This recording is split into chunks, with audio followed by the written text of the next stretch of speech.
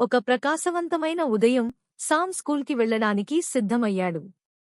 అతను రోడ్డు వెంట నడుస్తూ తన ఫ్రెండ్స్ గురించి ఆలోచిస్తున్నాడు. రోడ్డుపై ఒక చిన్న కుక్కపిల్ల అరుస్తూ కనిపించింది. అది రోడ్డు పక్కన ఉన్న ముళ్ళ బుష్లో చిక్కుకుపోయింది. సామ్ దాన్ని చూసి ఆగిపోయాడు. భయపడకు, నేను నీకు సహాయం చేస్తాను అని సామ్ నెమ్మదిగా అన్నాడు. అతను జాగ్రత్త ముళ్లను పక్కకు తోసి కుక్కపిల్లను బయటకు తీశాడు. కుక్కపిల్ల వెంటనే తరువాత సామ్ దానిని రోడ్డు పక్కన ఉన్న చెట్టు దగ్గర ఉంచాడు. కుక్కపిల్ల దాని తోకను ఊపింది. కృతజ్ఞతతో సామ్ దానికి ఒక చిన్న రొట్టె ముక్క ఇచ్చి, ఇక్కడే ఉండు, నేను తిరిగి వస్తాను అని చెప్పాడు.